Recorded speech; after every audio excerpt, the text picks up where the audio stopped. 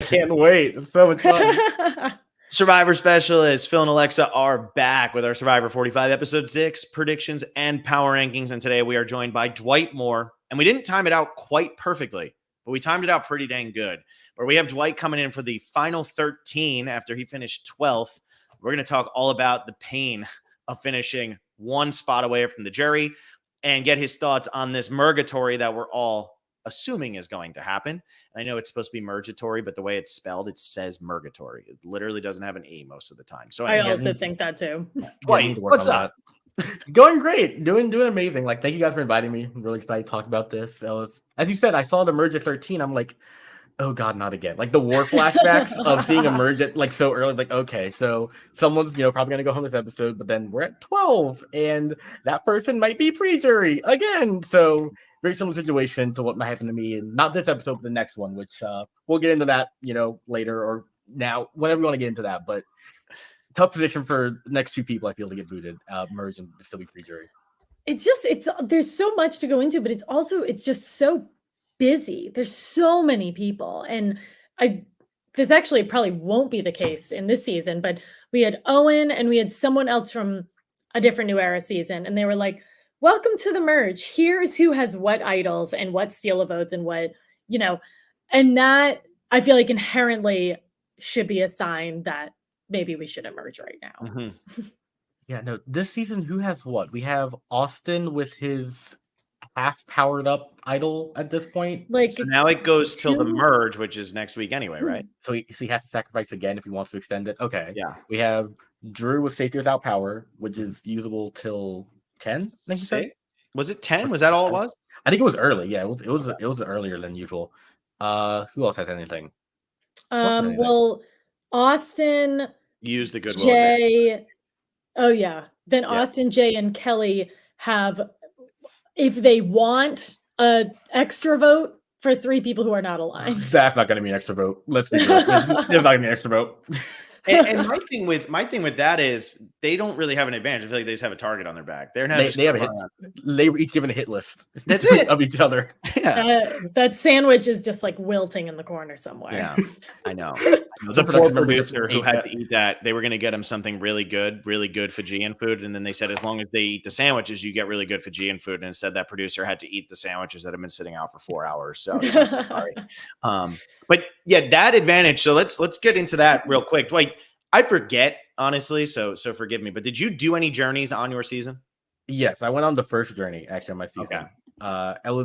So the reason I wanted to go on the first one, and I just it was weird on the show. It made it look like I kind of got pressured into it. I actually really wanted to go, and the reason was I was thinking, okay, it's this is like the meta game. It's a premiere episode. Either they're gonna introduce something new here, or they'll do the most powerful advantage on the third one. First, the third is gonna be powerful. So I was like, I'll go on the first one, and of course it was the third one because the third had knowledge power. Ours was just the Gabler's idol that he got. It was you can risk or not risk, and Gabler and I risked. It was 50-50. I lost my vote. Gabler got an idol. Gabler won the season. So I basically would have won the season if I won a coin flip. But I'm hearing you had it. But yeah, went on the journey. Mm-hmm. Theirs was a bit more interesting though, because they had to make it all in public together. And it was they had to talk about it, choose. I was like, okay, that's it wasn't individual choice. Even on our season, they said you'll make a group decision, but it was still an individual choice to make. And theirs was genuinely an entire group decision of we're doing this all in or not. And I kind of like that. Yeah, it was a different take, and I think it was more visual for us as viewers, because I forget that you went on the journey because you went there, did it yourself, and you just lost a coin flip, like you said. It's a 50-50 shot. You got it wrong. Gabler got it right. That's all we saw. But in this moment, we actually saw 3 people have a conversation and have to come to an agreement. And we saw Austin want to do the sandwich, but then be willing to bend to do this. We saw J. Maya really pushing to have this the advantage, and we saw Kelly stuck in the middle. You can envision what all 3 of them were doing in this moment, and I thought that was a really good thing, because these journeys need a little spice sometimes so that they're more memorable, because Alexa and I were talking about it earlier tonight. There's so many journeys, but it's so hard to keep track of who's going on them and what they're doing, because they just happen and they're over in 5 minutes and they're not really talked about after that. Right. I think I saw a post recently on Reddit, and I was like, someone called it the Journeys era, and I think after we get to a different era, this is gonna be called the Journeys era, not the new era. Like Yeah. in retrospect, because every season has been like cemented by the Journeys was given away on them. But yeah, I do like how in going into a merge, it could be interesting, but J Mai was really pushing for I want the amulet. And to the other two, that could be like, oh, she should have played the game, which could be good or bad depending on how one sees it. Someone could say like as an asset, someone who's like a game player, someone could see that as, oh, that's scary. She's here to play this game hard. So it really depends on how Kelly and Austin perceive that and how they tell it back to their tribe mates as well. And it's interesting too because Jay and Austin were on the same tribe for a really long time, and they were not allied. Maybe Jay thought that they were allied because I think with what we're seeing with her on her current tribe, I think she thought she was closer to them than she actually is. But I feel like there's a lot of automatic tension there also. And she's the one who verbalized in front of the whole challenge, like, we want to pick Austin's brain, which I feel like was probably not the move. That was comedy. Like Austin's heart probably sank, it's like, no, what? Nope. I don't know her.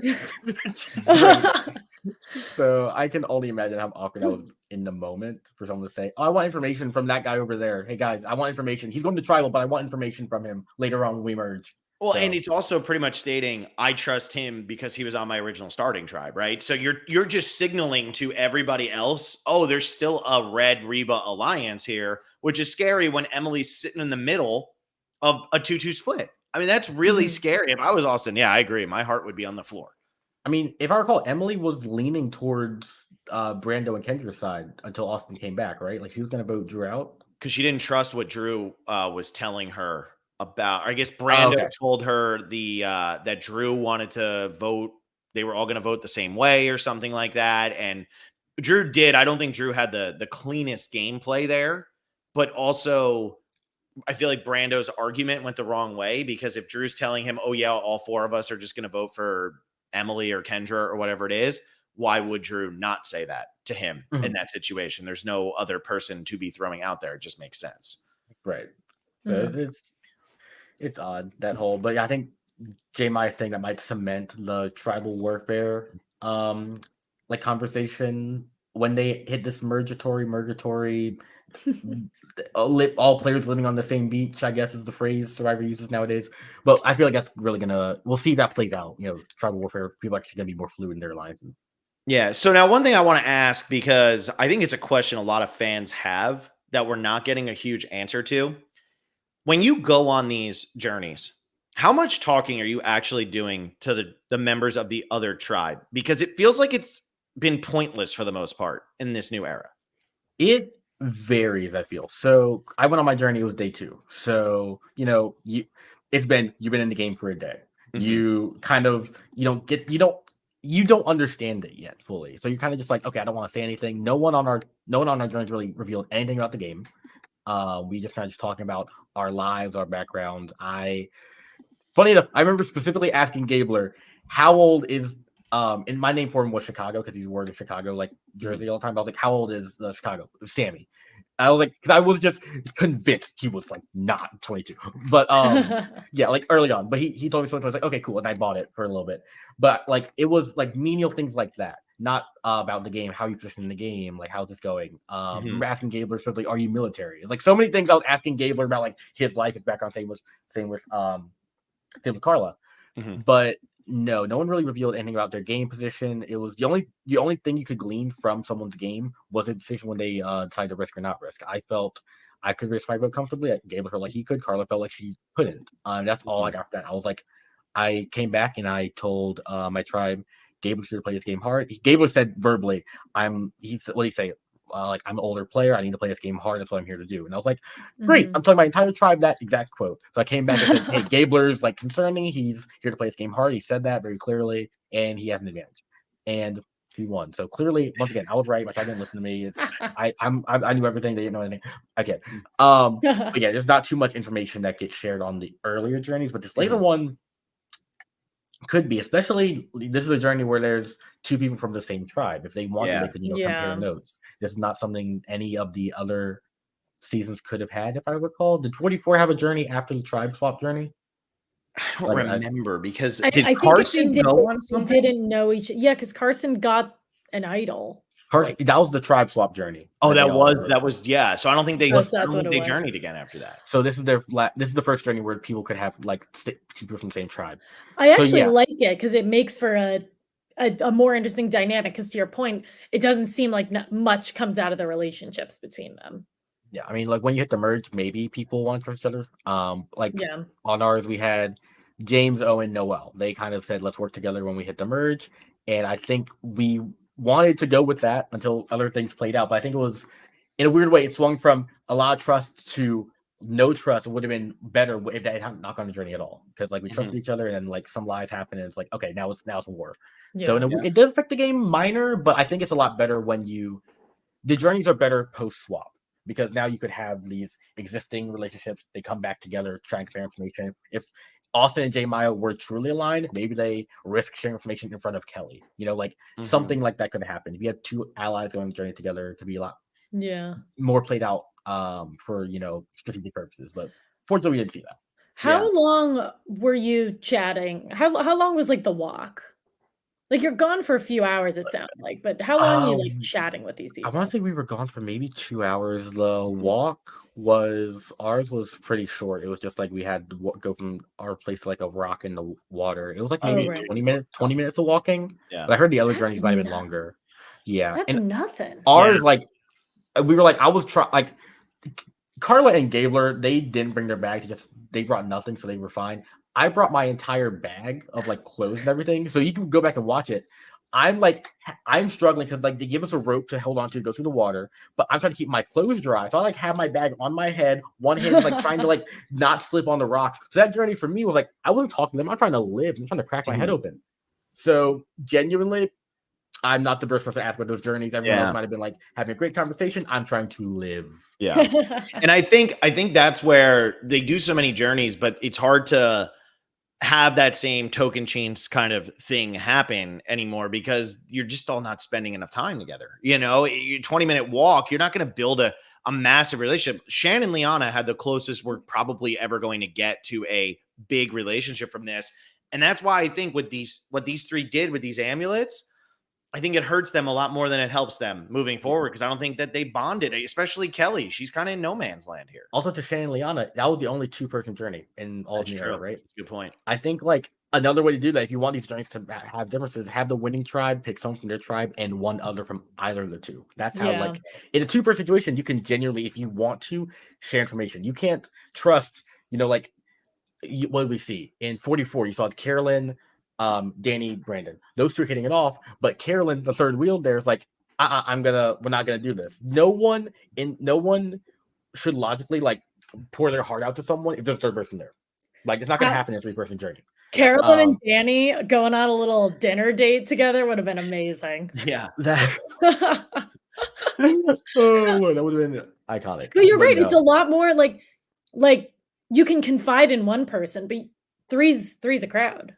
Three's a crowd, and by design, I presume. So maybe they'll change it up sometime, do 2-person journeys more often in the future. But for 3 people, it's not gonna. I don't think it's gonna play out.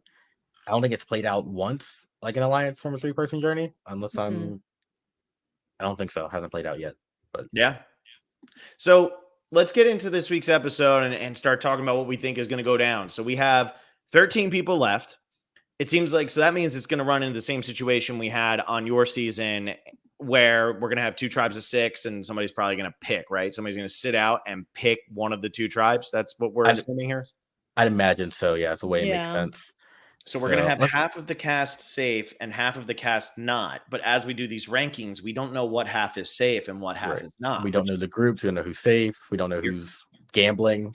You're coming in at a hard time here, Dwight.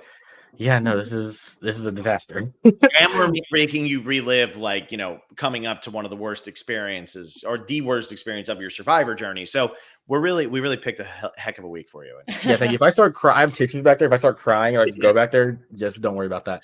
Cut it out.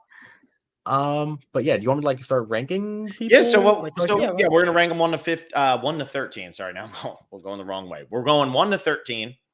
Number 1 being who you think is the safest. Number 13 being who you think is going home. we'll let you start it off with your number one, and then we'll kind of bounce around. We'll do our one, then 2, 3, 4, 5. So don't get too far ahead. But if I say my number one and you have it number 2, feel free to chime in and throw it. Okay. I have it's like I might literally change as we're talking, but as of now, I have number 1 as Julie. Actually. Okay. Nice. I feel like we established Julie's a part of that 4-person alliance from Reba. I want to say. Kind of knew what was going on the whole time. She's not in the crossfire of the Sifu vote that happened on when Sean got voted out. She's kind of in the clear of that right now. I think J. Maya decided to take the heat for that as a group. And hitting a merge, you're going to get a point where individual challenges are a lot more important. And I feel like of the 4 people from Reba, her being the quote unquote older woman of the cast, no one's gonna look at her and be like, oh my gosh, she's gonna win an immunity. She's gonna go on like immunity streak. So she has alliances, she has a good social game, and she's not gonna be seen as a physical threat whatsoever I'd say maybe she's like some like marathon runner that I don't know about. But maybe on first impressions, this like, and granted, in this 13-person merge, you don't have as much time to like talk to everybody in depth as you want to. So I think first impressions, no one's going to say, oh, Julie's going to be this massive threat right now. So I think she's in the safest position of anybody in the game.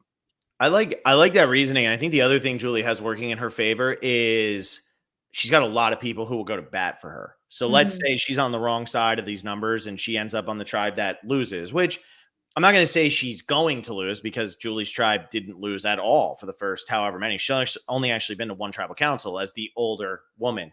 So I do think D, Austin, Drew would all go to bat for her. And I think J. Maya would too, even if J. Maya doesn't necessarily realize she shouldn't. I think that there's a lot of people who would want to protect Julie, which keeps her safe if she ends up on the wrong side of the numbers, because I think Emily is probably going to feel close with Drew and Austin after what happened. She's going to be getting back with Caleb. Caleb doesn't feel like he's made too much of a connection over there. So I like Julie's position a lot. And pretty much everything I just said is what I'm thinking of as I do my rankings, but I won't get into mine yet. But that's kind of where my head is at, is who will go to bat for who in this situation. Yeah, I think speaking of people who will have a lot of people going to bat for them, I have Emily at number 1. I think despite the fact that she really only has one original tribe member, that's the person who she says herself, like, trained her to be a good Survivor player. And then she went and turned into the swing vote. So I think Drew and Austin, although no one has to be indebted to anyone, they are really playing this hardcore loyal game. And I really think that they value her as a member of their tribe. So I think, and also Drew and Austin have a lot of influence. They have this thing going with Julie and D. They have a lot of advantages between, well, I guess they burned through 2 of them, but they have an idol and a nope at a tribal between the 2 of them. So I think they have a lot of influence. All this to say, Emily is someone who only has to overcome Bruce. He is the only person that she has antagonized that she hasn't been able to like come to terms with. But for better or for worse, Bruce has other problems right now. So I think Emily's the safest person this week.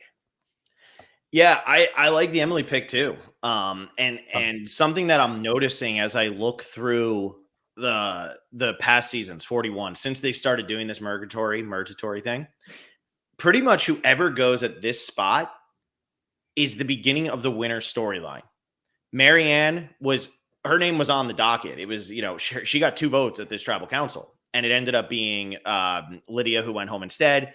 Erica cast the deciding vote to get Sydney out of the game. Sydney. She voted that was the 5th vote, and that's what got Sydney out of the game. Obviously, in your season, Ellie was Gabler. Like, that's what he wanted. And last season, Jam Jam versus Josh was very much a thing. So I think that Emily is safe this week, because who is going to go on? Let's say that trend continues. If it does, who's going to go on to win this game, where they're saying getting Emily out of the game here is what's going to win me this game? I don't think anybody's coming out swinging for her like that. I don't have her as high as you, Alexa, but I think it's really interesting, because I didn't get to talk about last week's episode. So I feel like I've been living in my own head, because I wasn't live for that one. So it's nice to finally talk it out and hear where everybody's at. I wasn't expecting Emily and Julie to be the first 2 number 1s at the Murgatory episode. So I like that. I'm going to put my number 1 as, I'm going to put it as Austin. And the reason's going to be, even though I think he might get a little cocky here and try to risk his vote in order to get his idol until I think it's final 6 at that point. It's either final 5 or final 6. I forget exactly what. But I'm going to put him here because he's the only one right now with an idol, right? Am I wrong? He's the only one who has one, right? Sabaya went home. Sabaya went home with hers. Bellows is just in the jungle somewhere. Yeah, he's wow. That's new. That's crazy. Kind of nice, right? That's lovely. We're going into all the people living on one island, and Austin's the only one with an idol. So I think that Austin is protected. I think he's got a good alliance. I think he's got a lot of people who won't lie to him. I think Dee and Julie are very excited to get back and work with him. I think that Drew is 100% with him. I think Emily's with him. And I think Emily will talk to Caleb. And I think if anything, Emily will convince Caleb to work with Austin and Drew rather than the other way around, because she does have a really good relationship with them. And Caleb hasn't had to go to a tribal council with anybody from his tribe yet, so he doesn't really know where he stands. So I'm going to put Austin at 1 and say that he's safe, mainly because Reba also is the alliance we've heard the most from. Yeah, I have Austin at 2, and I have Drew at 3, not to jump too far ahead, but I think the two of them are pretty paired. I think they're on top, and I think that's that. Like, I think they're the most decorated in terms of advantages right now, which I think is kind of helpful in this like next vote and a half. And Drew, I think, is overconfident, but Austin, I think, is not. And I think the two of them balance each other out very well. And I think Drew had he almost lost the vote, and then Austin came and kind of saved him. And I think I know that's probably pretty high for somebody who I just said that about, but he is in an extremely tight alliance. And it's really refreshing to see a super loyal group of 4 or maybe 5. And I think his alliance is going to save him. But yeah, I love watching a red tribe hit the merge and stay loyal to each other. It's really great. Wouldn't that be nice? I'm texting Jesse right now, actually. We have triggered Dwight.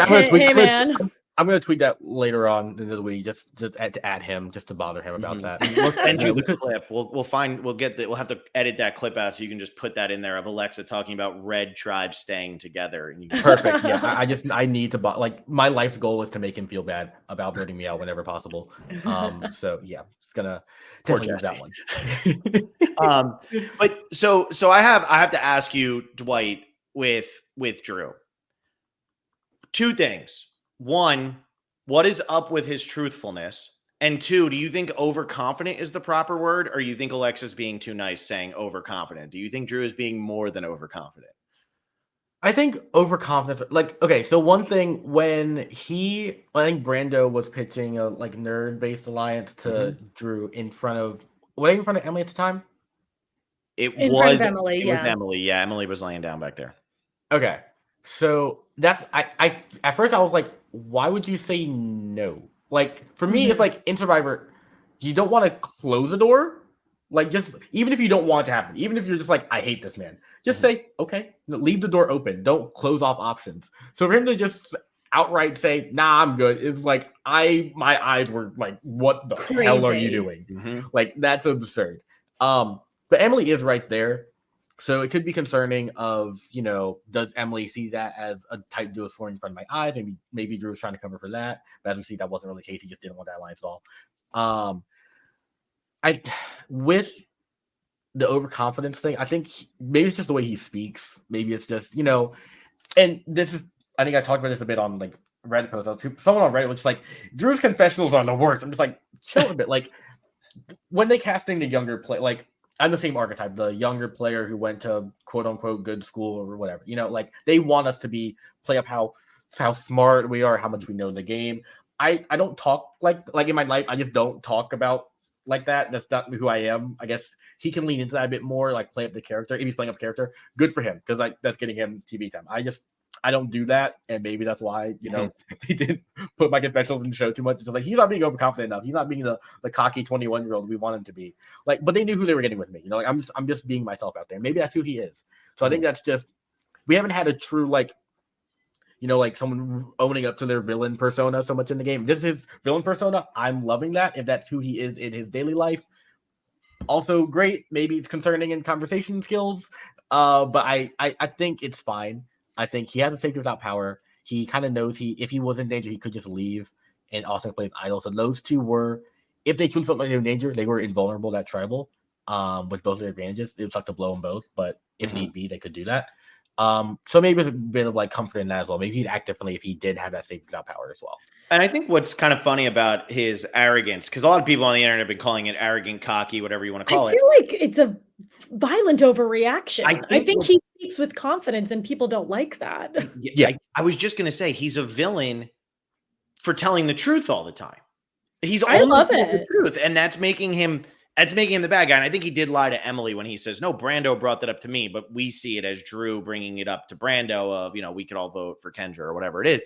But still, what else is he supposed to do? So I think it's funny that he's being perceived as the villain of the season, but he's just talking. I think part of the reaction internet as well is also like Drew's talking how like matter of factly he was like, kind of comfortable in the right, but Emily was going to vote against him up until Austin saved his ass. So I think people are seeing that as, oh, Drew's just talking out of his ass, but Austin's the one doing everything, when in reality, like, they are a tight pair, as you said. Yeah. But that's how it's perceived on the island. They're a tight pair, but the edit is made to seem like Austin's the savior of Drew here. So, yeah, I don't know. The internet can be mean sometimes, unsurprisingly, but no, I think Drew's fine. Like, yeah, go ahead. The whole like denying the alliance thing, that's the only thing that kind of made me just like, what, or like that's dumb. Like I genuinely like I was like, that's stupid. But outside of that, he's fine. Yeah. So who do you have at number 2? I have D at number 2. D. Right to Julie. Cool. I also have D at number 2. So that's easy. What do you like about it? Exact same reasons for Julie. Tight alliance. I don't think she's going to be seen as a massive physical threat going into these challenges, even though like there's a lot of balance challenges. There's a lot of like dexterity stuff, which I think she'd be. Yeah, the toe. They have the flag challenge with the feet. She's winning it. I will put my entire life savings on it. It has to. That challenge has to happen. I want nothing more. They had to put that toe thing in for a reason, right? Like it's the only thing that makes sense. But yeah, the tight alliance with Julie. Julie's at 1. I feel like I have to put D at 2 for that same reason. But I think they'll have each other's back, and yeah, that's not much more than that. And we've seen a lot of random people go at this spot. Like, I don't think Sydney was the biggest threat on her season, and I don't think Lydia was the biggest threat on her season. So saying, oh, this person's not a threat doesn't make me necessarily think they're safe anymore, especially at this final 13, final 12 situation. But so I have D at 2 as well, because I'm actually going with that reasoning of I don't think people are going to see her as a threat. I think the only people who kind of know that D is a threat to win the game are the people who are really tight with her in the alliance, who know that they need her as a number, at least for the next 2 or 3 votes, so that you can get a 5-6 person, a 5 or 6 person alliance going up against 3 or 4, and then you can start trying to eat your own. So I think that she's in a really good spot. I have her at 2, and I think that she is. She's one of my top 3 winner picks right now for sure. She is. Love it. So Dwight, who do you have at 3? Because Alexa already did her 3. Emily. I think Alexa talked on it a bit, but I feel like she picked a side in the last tribal. She kind of picked a side of Reba. Reba is known to be a pretty tight group so far. So Emily doing that might, make her good with people who had the majority going into Mergatory. If she sticks with them, that's 7 out of 13. Might bring in Caleb, that's 8. But I feel like no one really would say her name outside of possibly Bruce if she's still holding a grudge and they haven't met up yet. But who knows? Well, I think she's pretty safe for now. Yeah. I agree. I still don't have her yet, but I do agree with Emily being there. I think she's going to just kind of skate or float back and forth in the middle throughout this entire merge area.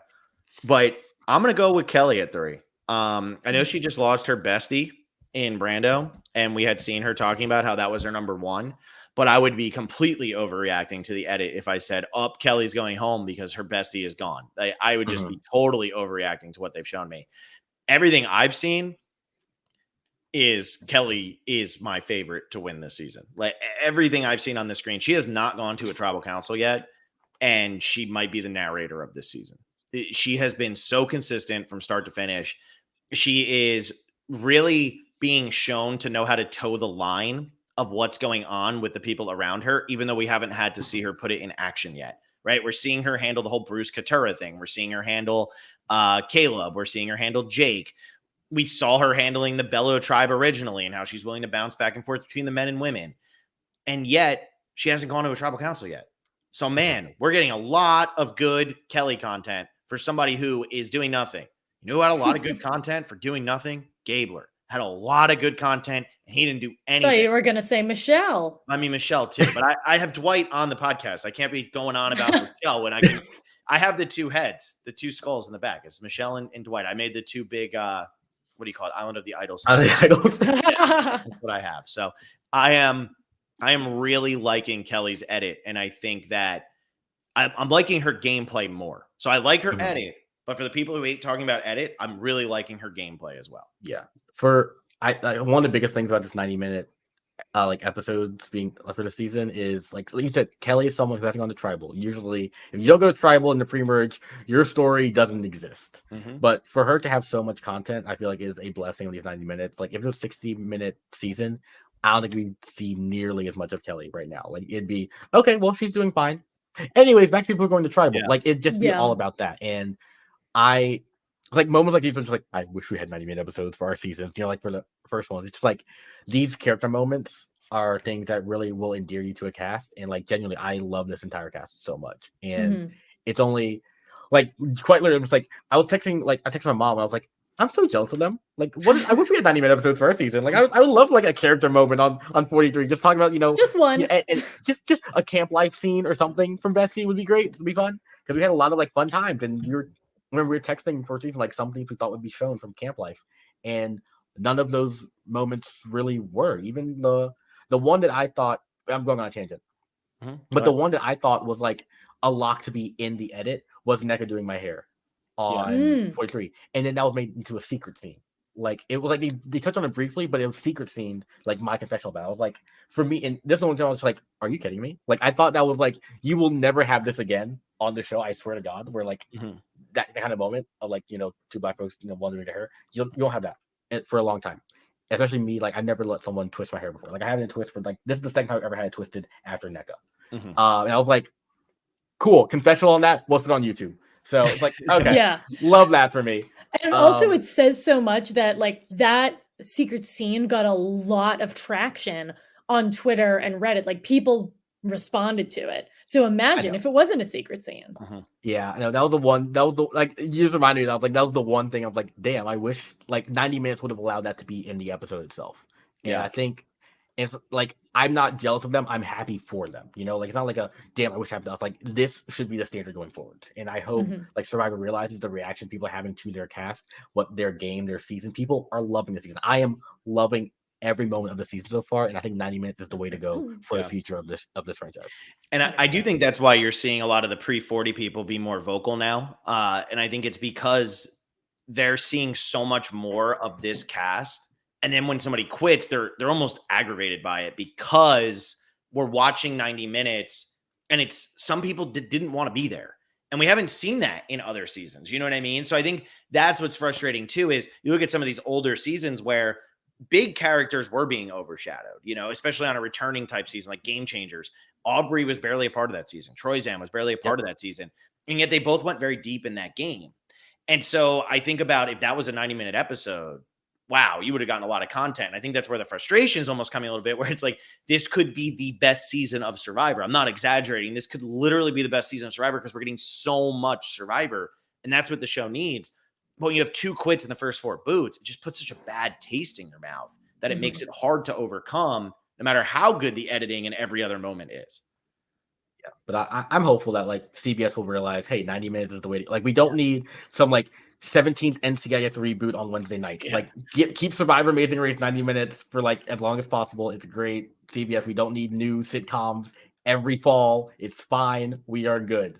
Yeah, we're fine. We don't need the love boat. To my friend who writes on NCIS New Orleans, or I guess did write on NCIS New Orleans, I do not condone Dwight's message. You need your job. We should have the 19. No, I'm just kidding. Dwight's like, I said what I said. Yeah, like, I'm not taking it back. I stand by. I'm just not going to go further.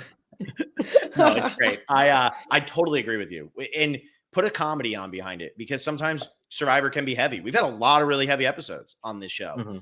Some that you don't want to talk about. I mean, Alexa and I've had a miserable time talking about some episodes because it's traumatizing for people on the show, but it's not something that we want to have the conversation of, because we try to keep it just Survivor.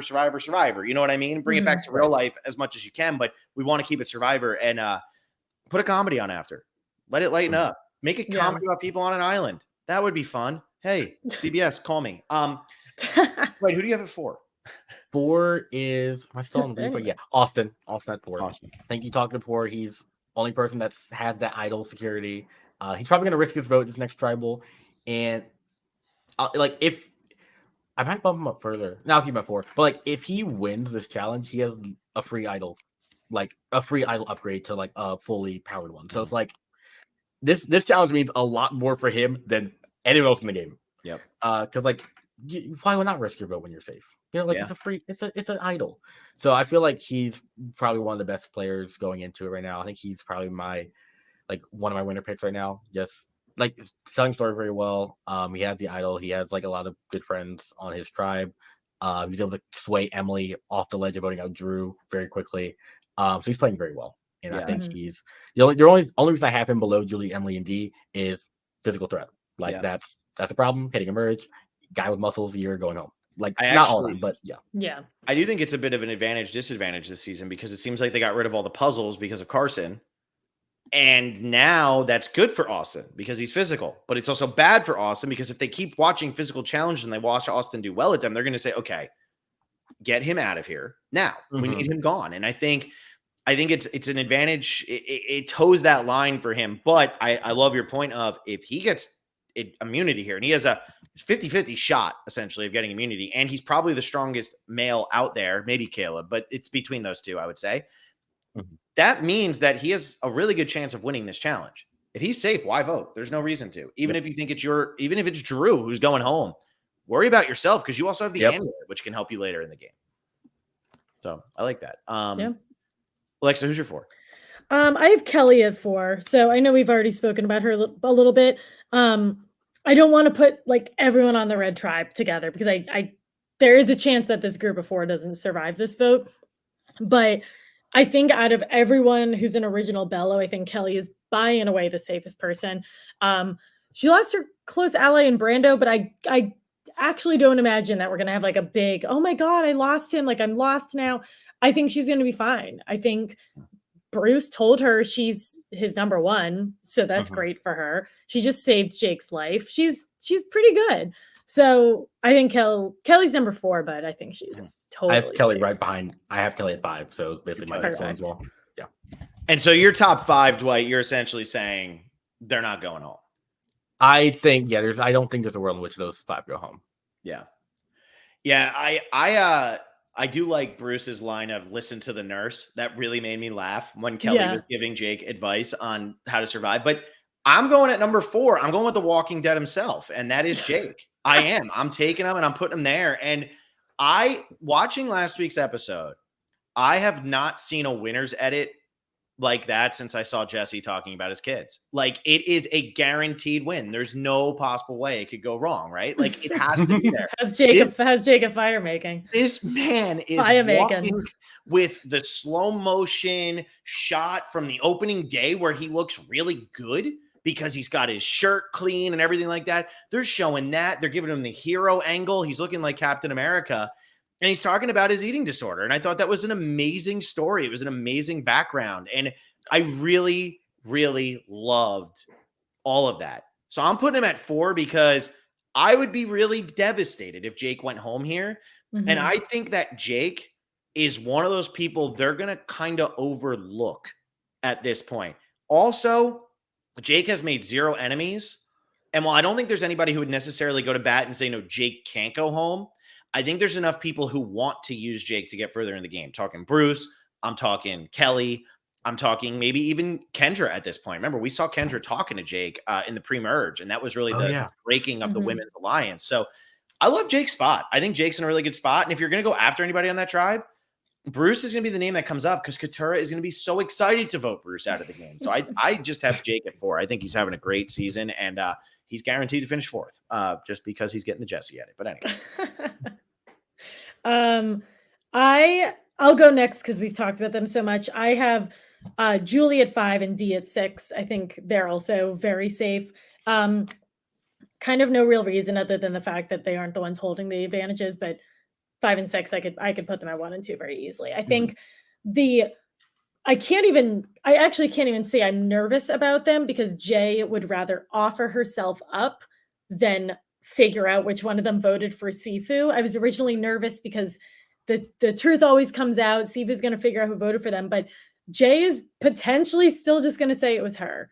So I think Julie and Dee are totally off the hook there. Yeah. Is Jay putting herself in a position to be kind of like the sacrifice here, where Red might need to get rid of someone, and Jay says, "Well, you can throw my name out there, but it won't be me anyway," and then something gets pulled And out then from it's under her. it. It is her. I was gonna get to that, but I think at this mergatory merge, it doesn't take much at all to send someone home. Mhm. And if Jay went and it said, okay, you can send the vote to me, and she doesn't know the merge is coming up, maybe, but that's a bad timing because now Sifu can just go to anyone and say, "Yo, J Maya's a snake," and then that spreads like wildfire. And now she's started for Bello just needs to hear a name. Yeah. And you're like, cool, not one of us, great. And so I think that's it's a weird thing. I was gonna get to it later, but for Julie and Dee, you hear someone in J Maya saying, "I'm willing to take this bullet, fall on the sword for you guys." For her, it's still a tribal game, so she's thinking we go to tribal again.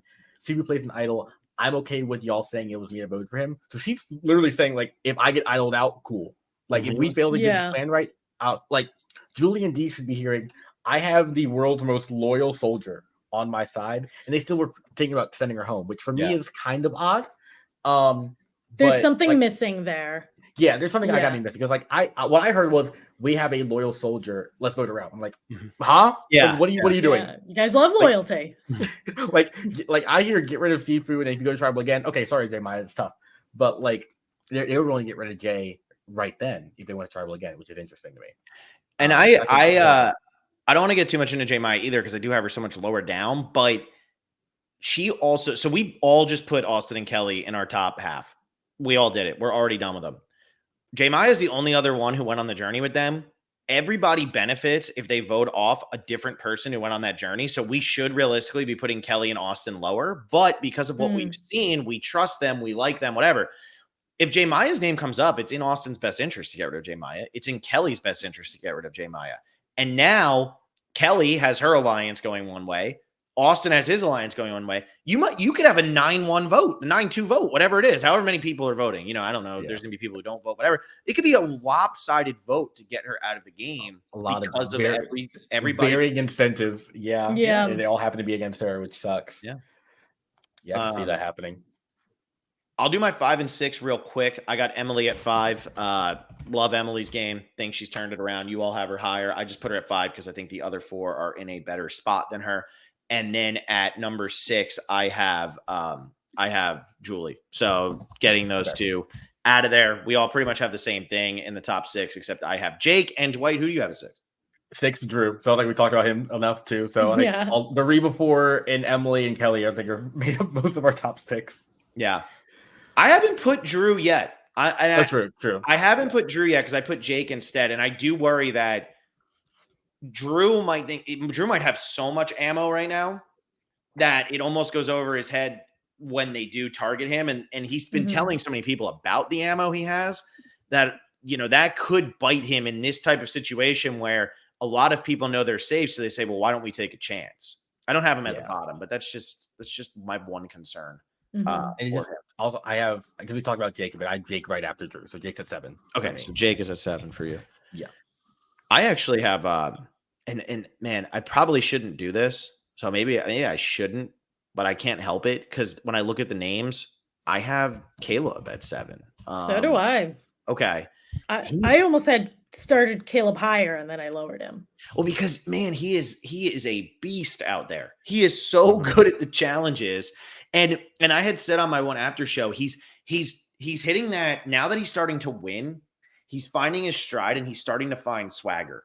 And I always said when Wendell played Ghost Island, there's cocky players and there's players who have swagger. And Wendell had swagger. When Wendell was making the fire, he was making that fire and he's looking over at Dom. But it's not coming across as cocky. It's coming across as you gave me your best shot and I beat you. And Alexa and I always throw it around because we did, we went to Miami. So the U invented swagger. So it's kind of like, we have a better eye for it than everybody else. We can sense it. Yeah, we can just feel it. But I really am starting to see it with Caleb, where when Caleb came out to do the shooting one, I was like, man, he's just gonna win it. Like you Yeah. just, it's like bringing in the closer. You bring in Mariano Rivera, you know he's gonna close the game, and that's what it felt like. And then he shoots the target down. You're like, okay, like he's gonna knock it down. He's got it. And I think that his social. Why did Wendell not get voted out of the game? Because his social game was so good. And Caleb's, I think, is a little bit more transparent than Wendell's. I don't think he's at the Wendell level, but he has that swagger, which is different. Drew doesn't have swagger. Drew has, I think, a little bit of overconfidence, cockiness, whatever you want to call it. Caleb's got something else, and it is working right now. So I'm gonna hope he ends up on the winning tribe here.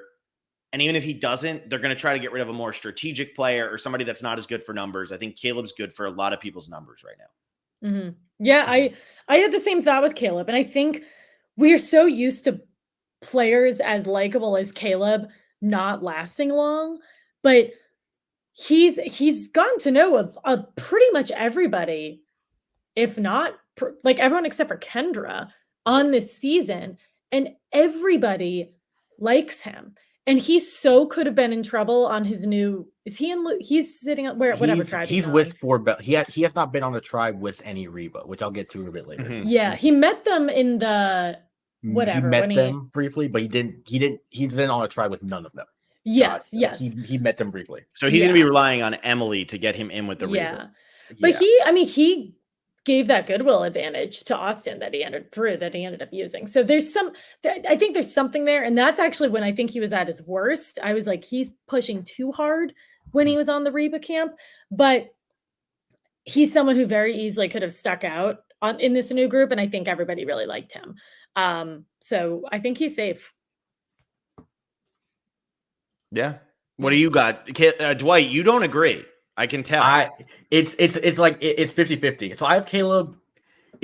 I could not rank these three. I have Caleb, Bruce Couture on like between 9 and 11. Mm-hmm. Like it's just they're varying. So Caleb's in that group.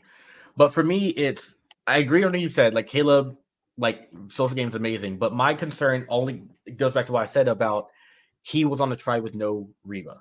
And it's such a small thing, but it is definitely they'll never really show in the episodes, but you know, you have challenges on like immunity challenges day like 3, 5, 7, 9, 11. But the other days, the off days, you have nothing to do. You're just in camp. They're never going to show these menial conversations. But for the people who met him, remember when Caleb went on that journey, he left and everyone's like, that guy is so social. Mm-hmm. Like they were all concerned about him. Like this guy is too likable. Mm-hmm. Like everyone knew about the goodwill advantage. Like goodwill advantage is like a way to give someone like getting in. Everyone knew about it. It's like he gave us this. And I think during that downtime, I can easily see how the Rebas who have not met him just spread this legend of Caleb, and that could grow into like a threat. And and once again, 43, my season, love that. They didn't show it, but when Cody went on his tribe raid to Coco, he talked about me, and he called me verbatim the strategist on Bessie. Lo and behold, we hit the merge. No Coco wanted to work with me. And I was like, I wonder why this is in hindsight. You know, like those tribe raids of Mino conversations can do a lot. And like while Cody hurt in my game, Caleb may have hurt his to the same extent. And that's what when I watch it, like maybe I'll have him lower because like war flashbacks again. But it's like I can see once again how a tribe raid could hurt someone's game inadvertently because just they meet someone or talk to someone or hear something about someone. And you don't meet them for so many days, and your own fears fester amongst themselves. And now, since he was with no Reba, they all can just talk amongst themselves. They have the 4 Reba on what beach are they on? The 4 like Julie, D, J. They're on Reba. They're still on Reba. So they don't even have Emily there. They just have the only people they can talk about amongst themselves are Austin and Drew, who they are good with, and Caleb, who they met. They have to speculate on everyone else, but they met Caleb. They can talk about if they think he's concerning. He's been killing all the challenges, as you said, which is a great thing in the pre-merge phase. When you hit the merge, threat. And I feel like those conversations you'll never see about, you know, just downtime, the off days. I feel like a lot of those could be about him. And if we hit a merge, hitting a merge now, that could be something that, you know, comes back to bite him in the ass. That's something that I think we can't get a perception of. So that's a really good point. My one rebuttal to that, I can't think of another word. Sorry.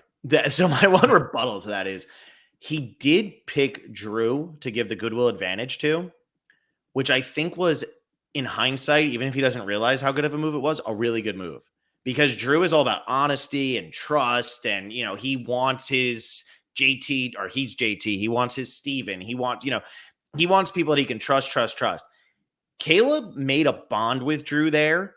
And I think Drew, maybe, he's got a lot of close allies, but maybe looking for that other person. If they say, look, we want to vote out a member of Bello, original Bello, Drew might say, well, I can go talk to Caleb. Even though he's never actually been on a tribe with Caleb, I feel like he feels that he can go talk to Caleb because Caleb gave him something.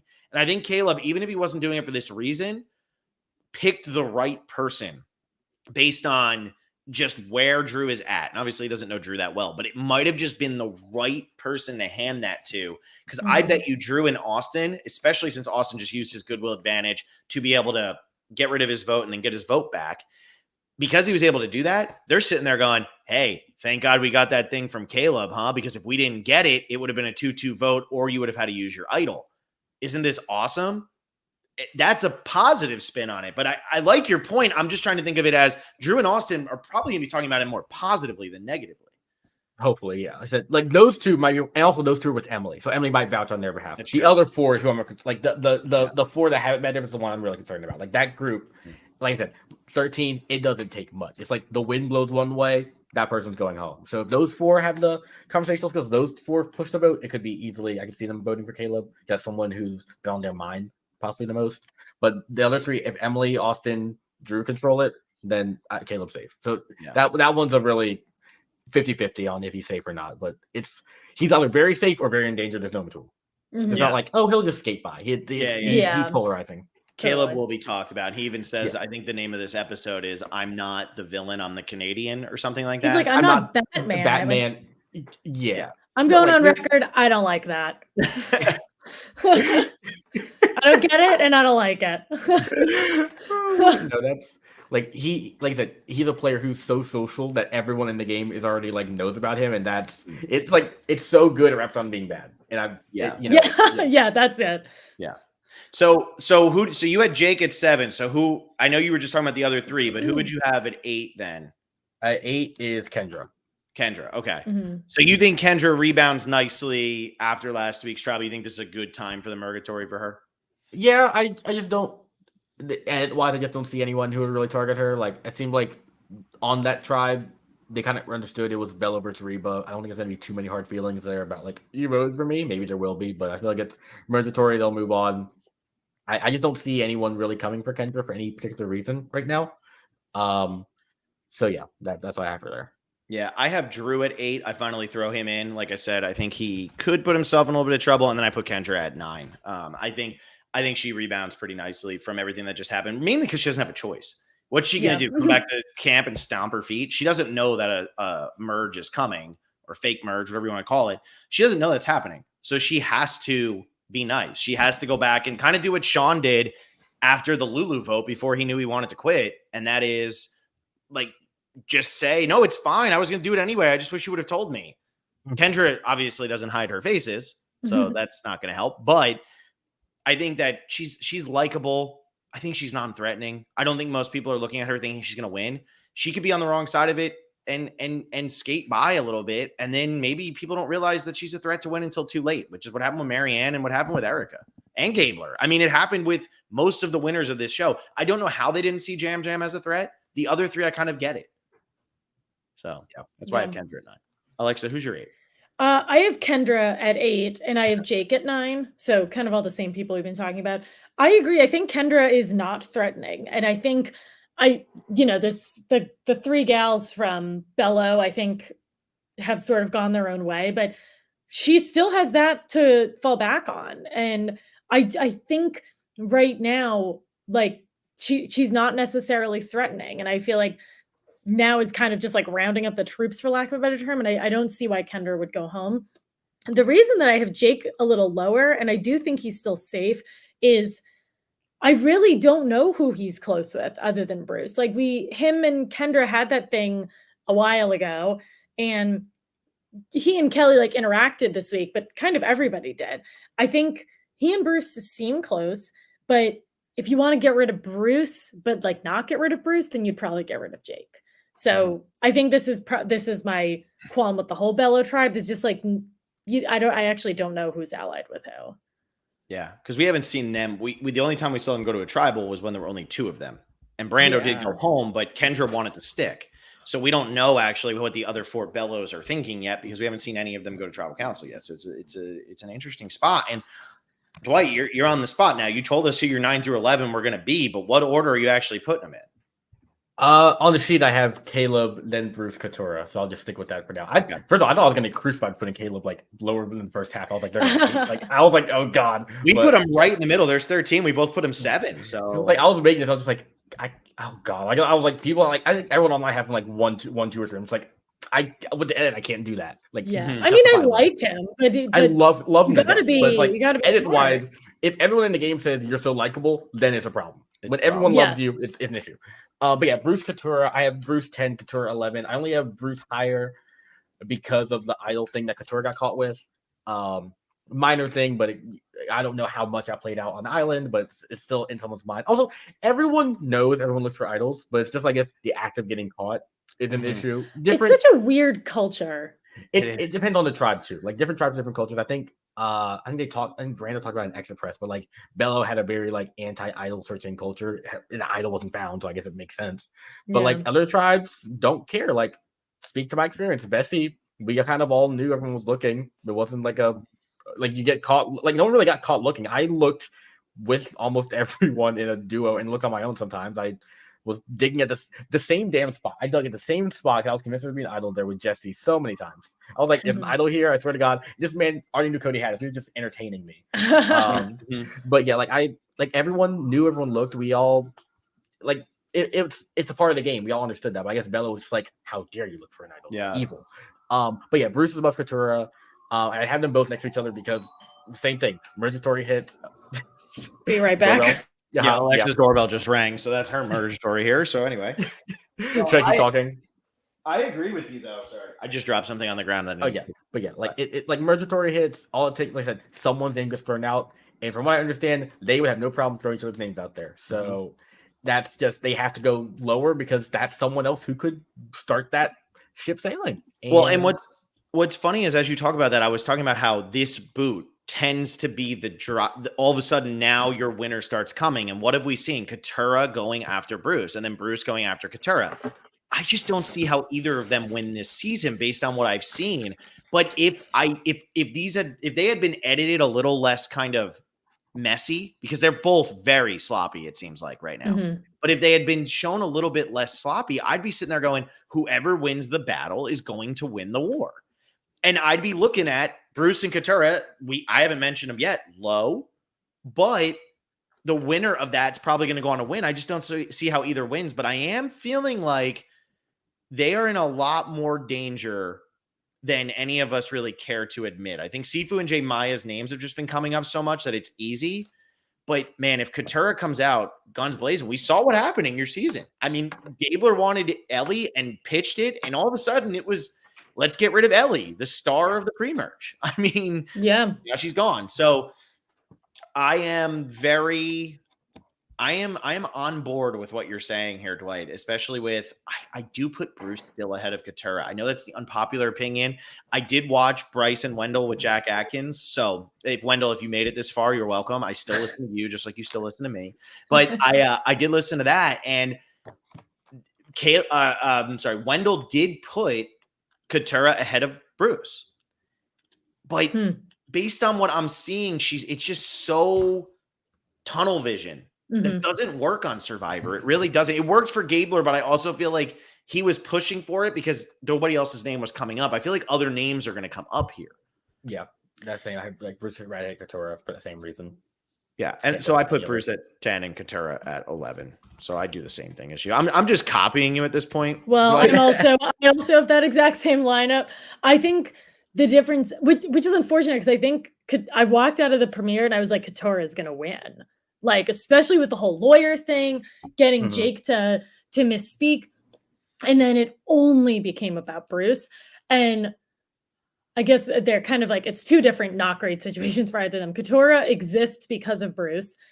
but Bruce exists and people find him annoying. Mm-hmm. And neither of those are great. But I think we're like, I still see some kind of like almost hero situation for Bruce. So that's why I have him a hair higher. But if he went home this week, because now everyone's on the same island and they're like, how's this guy still here? I think that's an easy person to get rid of. And Katurah is a little tunnel vision. I want to see a Bruceless Katurah edit. Like, what does Katurah's edit become without Bruce? Mm-hmm. Like, I want this now.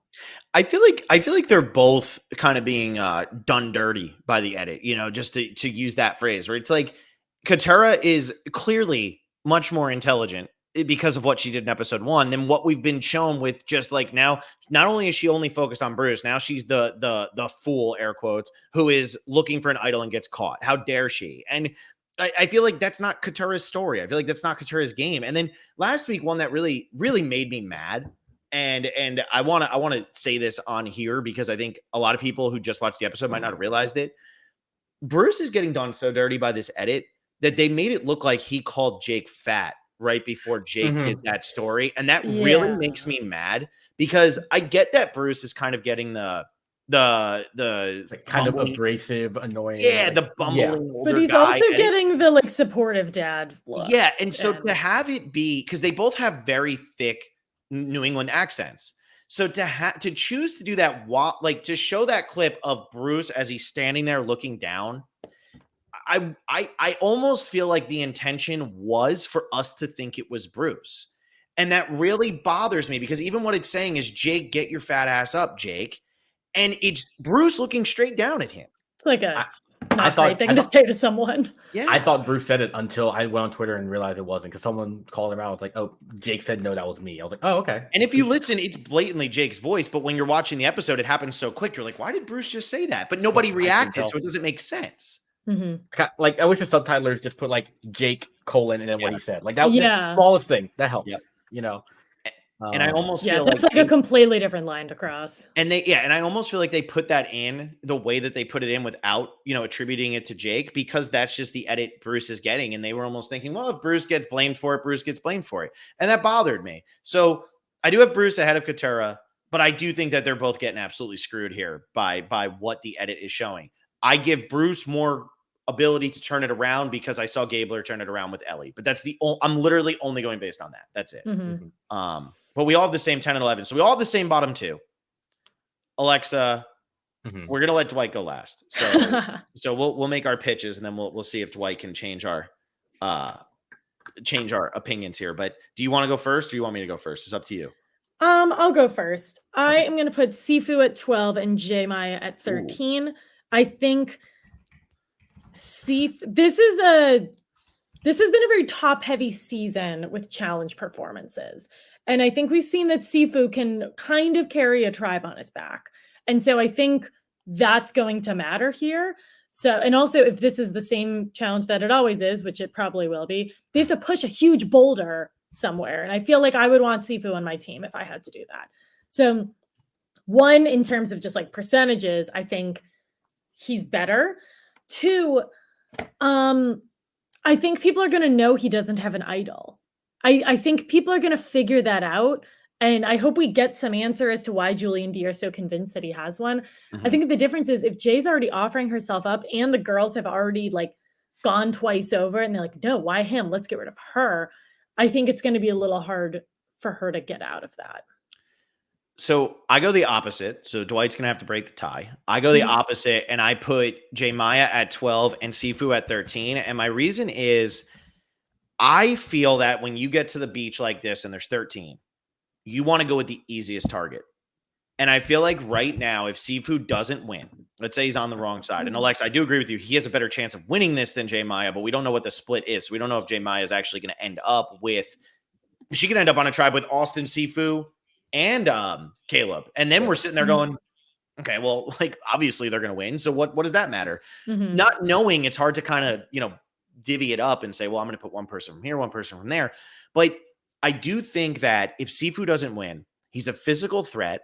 He's a name that everybody can agree on. Reba doesn't care. They don't care if he gets voted out. And I think the other tribes who want to weaken Reba. Bello definitely wants to get rid of Ariba. Well, if they say, let's get rid of Ariba, and the only one that everybody's willing to give up is Sifu, everybody's going to be on board with that. And Sifu, they can pitch the whole, well, I'm scared of him physically. We think he has an idol. Let's get rid of him. And maybe we put some votes somewhere else. But there's a lot of numbers here that we don't normally see. We don't normally see so many people have interacted with each other by this point because we haven't seen a full tribe swap like this. So I'm going to put Sifu at 13. I'm going to put J Maya at 12. I think Sifu would go this week. And I think J Maya, who D and Julie are talking about getting rid of, is still way too useful to their game right now to be willing to cut. Maybe they cut her next week. Maybe they cut her the week after. But I think it's too early to make that move. All right, Dwight, break the tie. All right. So I agree with Phil on this one. I have J Maya 12, Sifu 13. Dang. Mainly, I mean, I think he hit on the head of, he's seen as amorphous. Like this merge, you're getting to the point of individual challenges. And someone could say, okay, he's concerning physical challenges. That could be one small strike against him. Two, they've already tried to vote him out. Or there's already push on his try to vote him out once. It's not hard to try and do it again. Like you got the ball rolling once, it's not gonna be hard to do it the second time. Like once you vote for someone and have in your mind made up to get rid of them, it's kind of like, okay, whatever. They're kind of out of the game for me. It's for some people. So it's like, okay, for the girls, it's like we already tried to get rid of him once. Who cares if we try to go again? And two, I think it's like more people are willing to say his name. Like J Maya's, I feel like is gonna make it clear she wants Sifu gone, as she has before. And did they show that J Maya told Sifu that it was her that did the vote, or was that just a? No, we never got there. We never got that. We didn't know that. Okay, so if that's already happened, then Sifu might say J Maya's name in return, but I don't think we haven't seen that yet, so I can't make that assumption. That's why I have it like this. But if it's the case where Sifu does know, and then he goes out and says J Maya's name, if they're both saying each other's names, then I would actually have it flipped in that case because Austin and Kelly have incentive to get rid of her because of the amulet. So in that case, only that case where J Maya's plan to say I'm the vote is no longer speculative and it's reality, then J Maya becomes 13. But for now, I have J Maya's 12. And gotcha. Get that. So the earn the merge boot is brutal, and then the vote after that is brutal. And I want to make sure you get this in because we said we give you the time to really talk about it. You know what I mean? But yes. Because now we've said Sifu J Maya, and we could see it going. It seems like all of us are in agreement that whichever one doesn't go this week could easily go next week because their name is still going to be one that's coming up. They feel almost expendable based on edit, based on what the other players are doing, all of that. These are brutal spots to go home. These are brutal spots. And Dwight, you had the nightmare position. I remember watching season 2 because it was the first season I ever watched. And I remember when Varner went home after jumping off for peanut butter. I remember sitting there being like, wait, he doesn't go on the jury. And I remember at 9 years old, 10 years old, wherever I was, being like, oh, that would be the worst. That stinks. And that was my whole family's agreement. And every season after that, whenever somebody made the merge and it didn't happen, it stunk. And I feel like now with this Murgatory, you're almost getting 2 people who are doing this every season. You're getting the person who makes the Murgatory and then gets voted out. And then you're getting the person who survives that, makes the actual merge, and then gets voted out. Yeah. So how do you feel about this, Dwight? It's, 44 didn't have it. Like 41, 42, 44. They merged at 12. They had a vote. They didn't, or in the merge, quote unquote, they were pre-jury. But my season was unique. 13-person mergatory vote, and then still a merge vote after, and then yours truly is pre-jury. Even before flying out, I'm not sure if this is known, but whatever. We know the dates of the early return flight before we leave. We know, so our families know when they might pick us from the airport. So we know. So even before we left, we found out there was an early return flight. We knew there was a pre-jury, there's a pre-jury trip. I told my parents I would hate to be voted out right beforehand. That was my nightmare position. I remember Jessica Johnston from season Heroes, Hustlers. I remember she was the last person that happened to because I was trying to avoid this so much. It was my fear going out there. If I'm first boot, whatever, I get to chill with the pre-jury folks, that's great. I get to chill there and have a vacation for 2 weeks. But last before jury with no pre-jury trip anymore, if you get voted out and go home. And for them I see a 13th person merge again. And I didn't clock it when I watched the episode later. I was like, oh my God, they're doing it again. Someone's going to get that merge buff. Mm-hmm. And as of now, I think I'm the only person in the new era to have a merge buff and still be pre-jury. So someone else is going to join my ranks there. Love that for them. Whoever that is, call me for therapy after that. But yeah, it's just not fun, honestly. Because I'm a huge fan. I went out there and watched the show. They didn't show it on the episode, but all of Ellie got voted out day 13. All of day 14, Noel and I, and like, we're just having like a, playful argument of just like, I think there's going to be a challenge day. I think someone's going to vote out. They're going to be pre-jury. And everyone else is like, Noel saying, there's no vote today. We all made jury. We're fine. We're good. And I was like, no, guys, there's literally one more pre-jury slot. I know this because like it's day 14. The flight is tomorrow. I know someone has to go home. They wouldn't put the flight out for no reason. Lo and behold, it's me. So it's ironic. I was so adamant about there being another vote. It's me. But like, I just knew so much about it. And that's why you see in the last words I mentioned on Survivor, like, I wish I made the jury because that camera went off. I was trying to hold it together. Like I was just like trying not to break down. There was like, God damn it. But also another thing that sucks is, in this new era, there's no pre-jury trip. So it's, you go to Ponderosa, you just go home the next day. That so sucks. I love, like, I would kill for more time to hang out with my pre-jury folks. Like we all signed up for this experience. It all went, we all lost. We all left early, but at least we still have each other to hang out with. But losing the pre-jury makes no sense to me. Like it's like, what costs does that save? Right? Yeah. I just wish I was like I could hang out with them more because like it was really I missed out on the stories that the pre-jury had together when they were hanging out. Chilling by the pool. They had like remember they showed me a video of they had a fashion show. They had Mariah jumped in like the water in the ocean because that was like a big milestone for her. And I love watching. I got to see the videos. I would love to be there for any of those pre-jury moments together. But like. I had like 12 hours there, maybe in total, which it sucks. It's not fun.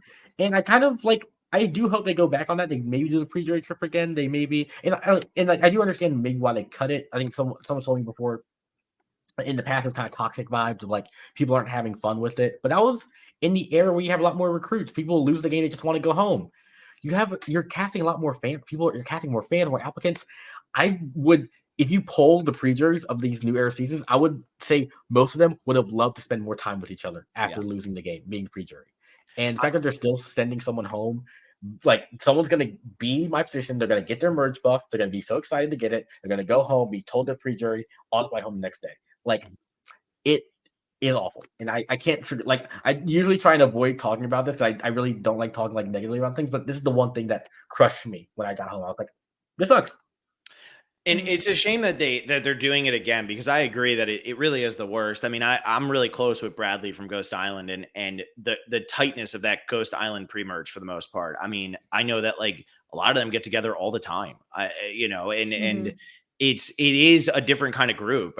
You're getting to go and do these things. I know COVID definitely broke it up for 41 and 42, but I would have thought that they would have started to bring it back. Now that countries all around the world are pretty much normal. Like you're not going to go to certain countries. Yeah. Like that's not going to happen, but they weren't going to be the countries they're going to take you to anyway.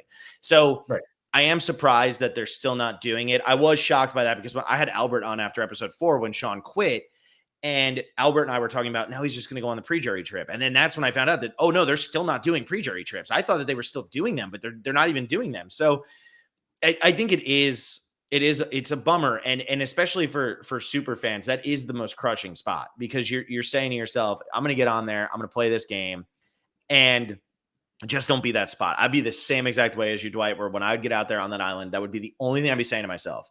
And somebody has to be that spot. So I'm surprised they're putting somebody in that position again this season, because it definitely looks like that's going to happen.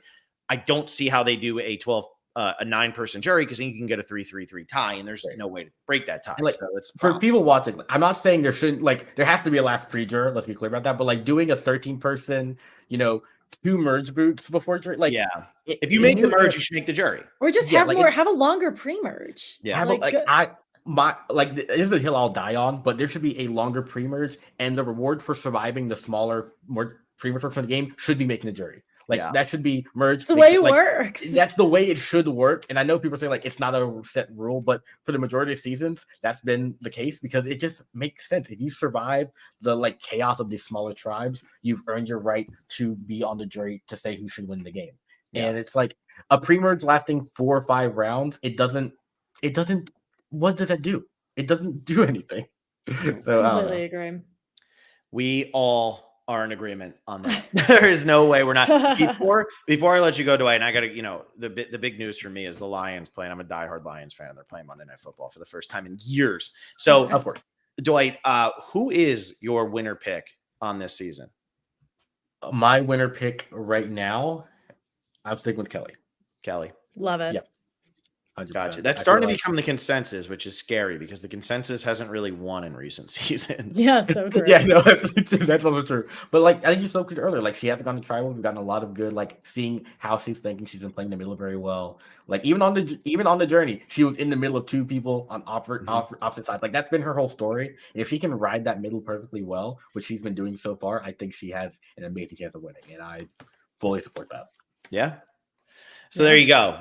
Get rid of the fake pre-merge thing, whatever Dwight got stuck with. Kelly's going to win, and it's going to be me and Dwight are in agreement, so it has to be true. Sifu's going home this week. We'll see. Dwight, it was a pleasure. I'm so glad we were able to get you on. Awesome chatting. We got to meet you up at the Bryson Wendell event. So if you go to the Bryson Wendell event, you get to meet cool people like Dwight. Dwight was very, very nice, and I hope that they figured out whatever's going on in your building here so that you can. I hope you can take a shower. Hope I can take a hot shower now. That'd be great. I'm gonna take a cold one if I need to. We can, at this point, those are good for you, right? Like it's 8:15. At this point, you need something.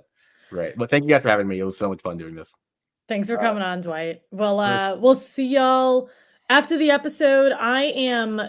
Phil and I are really not on the same page with our recaps. I am not going to be here on Wednesday, but Phil is going to be podcasting. But then after this, Phil and I are Will, but I don't know yet. Maybe with Will. Yeah. After that, Phil and I will be back on our regular schedule. So make sure to tune in 9:35 after the episode. And Dwight, thanks again for coming on. It was great chatting with you. Bye, everyone. Become a patron. Patreon.com